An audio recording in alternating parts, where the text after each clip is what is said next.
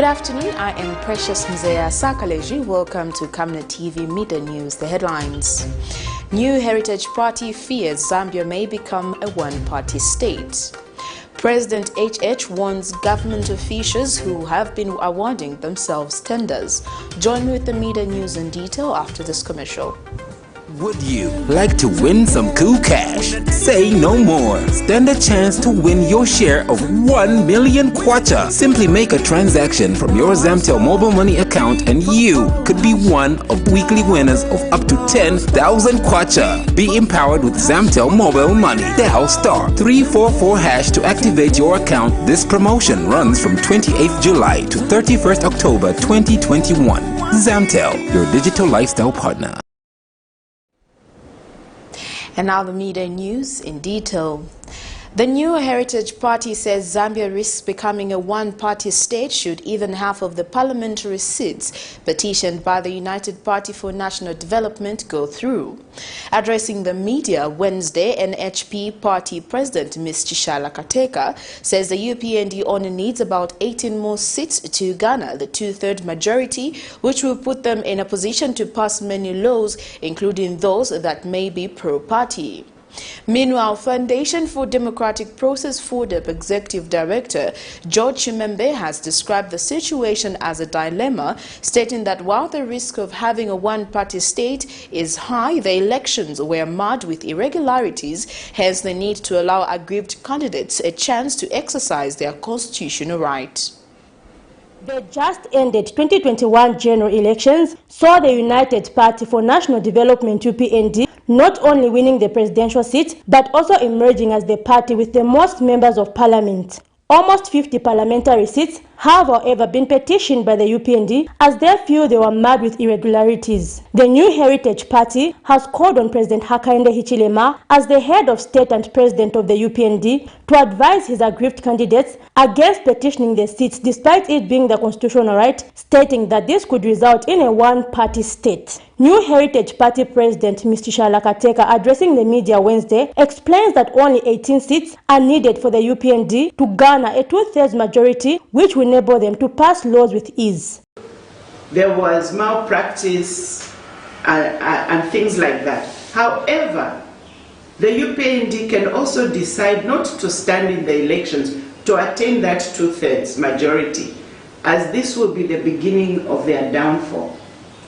Allow me to share a scripture in 1 Corinthians 10 and 23. The Bible says, all things are lawful for me, but not all things are helpful.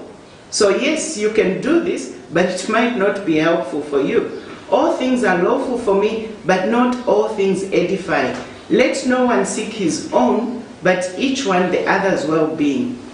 Our advice would be, please, by all means, let us prevent the country from becoming a de facto one-party state. Ms. Kateka has also called for clear separation of power in the new administration, stating that there should be a clear-cut difference between operations of the party in government and the government itself. Meanwhile, Foundation for Democratic Process FODEP Executive Director Mr. George Chimembe, in a phone interview, has described the situation of election petitions as a dilemma, stating that while the UPND stand a high chance of having a two-thirds majority in parliament, they cannot be stopped from exercising the constitutional right. These petitions are coming from the fact that there were a lot of electoral malpractices, and so much as we would want to speak against, those that are lost, not to go ahead petitioning, but we are also left in an awkward situation where if we don't do anything, then we are perpetuating what we witnessed.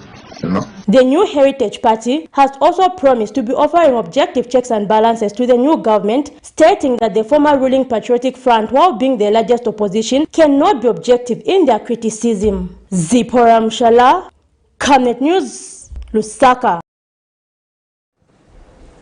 The opposition Patriotic Front has implored churches, traditional leaders and women to wake up and stand up for their rights, saying the United Party for National Development administration has sidelined them through the abolishment of some ministries. PF Central Committee member Raphael Nakachinda says the UPND government does not have their best interest in doing away with the ministries of Gender, Chiefs and Traditional Affairs, and Religious Ministry. Mr. Nakachinda has charged that the UPND have become puppets of their founders. The man with binoculars Wednesday held a press briefing to discredit various pronouncements made by the United Party for National Development, UPND. Patriotic member of the Central Committee, Raphael Nakachinda, has implored the church, traditional leaders and women to wake up and stand for their rights. Mr. Nakachinda says UPND administration has sidelined them through the abolishment of some ministries. We want to say that wake up Zambia, wake up the church, wake up the traditional leaders. You had been brought on the table through the Ministry of Chiefs and Traditional Affairs, on the table to make decisions in cabinet, influenced through the House of Chiefs. But now you have been relegated back to just under local government, to just do your traditional rituals if you can. And that is your business now. He has since accused the UPND of dancing to the tune of their funders. Though of late it looks like African presidents have been diluted. The time of the Mugabes, the time of the Gaddafis, the times of those solid African leaders that were championing the cause of Africa on that platform, somehow are diminishing each and every day. Because the majority of African leaders have turned out to be puppets of imperialists. And unfortunately, Zambia seems to be proving that we may have just elected a puppet of imperialists. He says all political parties must answer the question of who financed their political campaigns in the just-ended general elections, as opposed to allegedly targeting the PF. We can't be tolerating double standards. And I want to urge Honorable Mwila, you are not under any obligation to go and answer such useless questions, because they are not backed up by law. If we want to be disclosing sources of funding for political parties, let's take that bill that you rejected, Misaka in the HLM. Let's take that bill that you rejected, the UPND, and enact it. Then it will compel all of us to disclose who is funding us and how much we have raised for political activities. It's simple. Alex Shimba, Camnet News, Lusaka. The scrapping off of the Ministry of Gender as a standalone ministry in the recently announced cabinet has alarmed gender activists who say this may hinder the country from attaining its 2030 goal of achieving gender equality.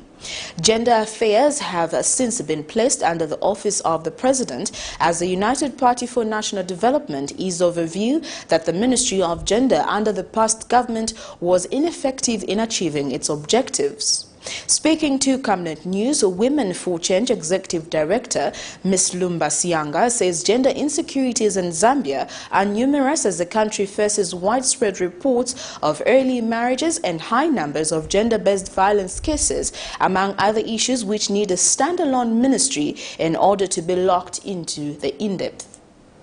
A gender-based organization has called for the decision to scrap off the Ministry of Gender as a stand-alone ministry to be revisited, stating that many gender issues may not receive the attention they need. The recent cabinet announcements have seen the scrapping off of the Ministry of Gender, with gender affairs having been placed under the office of the President. This has not sat well with the Women for Change, who feel that gender issues need a stand-alone ministry in order to be adequately looked into. Speaking to Camnet News, Women for Change Executive Director Ms. Lumba Sianga has highlighted various challenges such as the high number of early marriages, gender-based violence, sexual harassment, and unequal opportunities to education and employment for many women in comparison to men, among other issues which she feels need a stand-alone ministry in order to be handled in depth.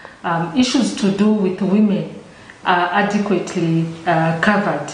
We know that gender is a cross-cutting issue in each of those ministries. There's going to be a gender aspect. But at the end of it all, we still need some kind of gender machinery to coordinate and also to ensure gender mainstreaming in all the line ministries and also in other sectors. So how is this aspect going to be catered for? Ms. Yanga further says the Ministry of Gender, while operating as a stand-alone ministry, has been able to advocate for many gender issues and has made various achievements which they feel it may not be able to achieve in its current state. We were able to advocate for the formulation of the national gender policy. We were able to advocate for the enactment of the anti-GBV, that is the Anti-Gender-Based Violence Act. We were able to advocate for increased women's participation. You can see already from this parliament, and I'm sure the president saw for himself, he is aware that there are very few women this time around compared to the other years. She adds that to attain the 2030 goal of gender equality for all, there should be a stand-alone ministry which will exclusively handle gender issues. Zipporah Mshala, Camnet News, Lusaka. Zambia's Republican President Hakainde Hichilema has established that the procurement process in the country is a mockery owing to the fact that those in authority have been using their positions to award themselves tenders with exaggerated sums of money. Speaking during the swearing-in ceremony of some appointed cabinet ministers, provincial ministers and senior government officials in Lusaka Wednesday, President Hichilema says that as soon as he returns from the United States of America, he'll be announcing measures his administration will put in place to control tender procurement processes. The head of state says he will not allow lawlessness in his administration, where people abuse their positions to enrich themselves at the expense of many poor Zambians. And President Hichilema has urged Zambians not to drop their guard when it comes to adhering to the COVID-19 preventive guidelines. Zambia's Republican President Hakainde Hichilema says there is no time to waste in delivering the change that his administration promised the Zambian people. Speaking during the swearing-in ceremony of some nominated ministers, provincial ministers and senior government officials at State House Wednesday, the head of state says he wants to see all those appointed in various capacities to get to work without giving excuses. And President Hichilema says he will, once he returns from the United States of America, be announcing measures his administration will put in place to control tender procurement processes, which he says has been abused by those who hold power.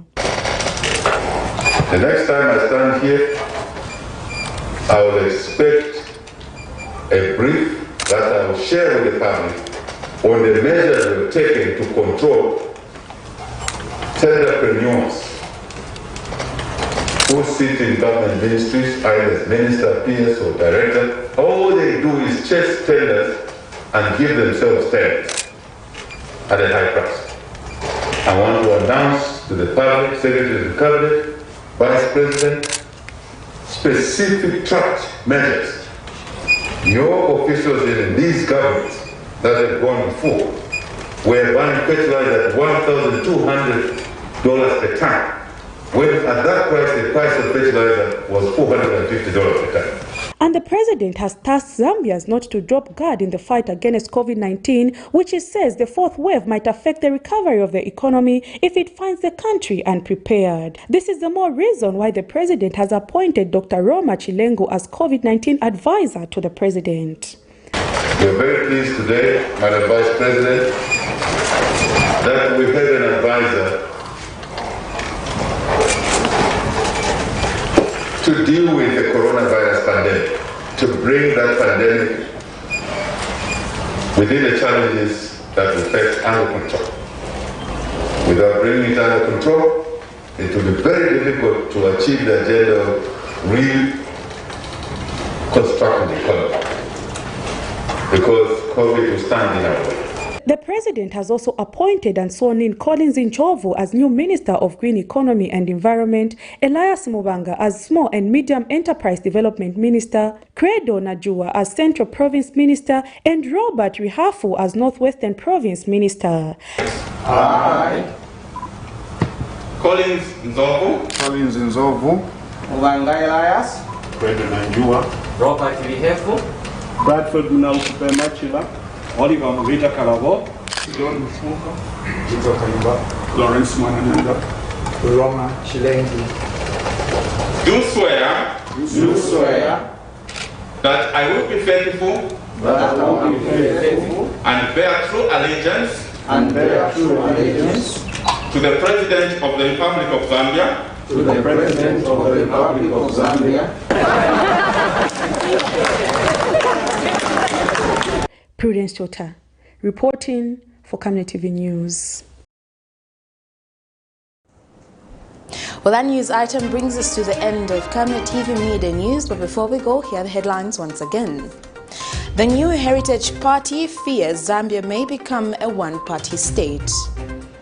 President HH warns government officials who have been awarding themselves tenders. My name is Precious Mzea Sakaleji. Thank you for joining me. Remember to always wear your mask, avoid crowded places, wash your hands for at least 20 seconds or use alcohol-based hand sanitizer. Stay safe and good afternoon.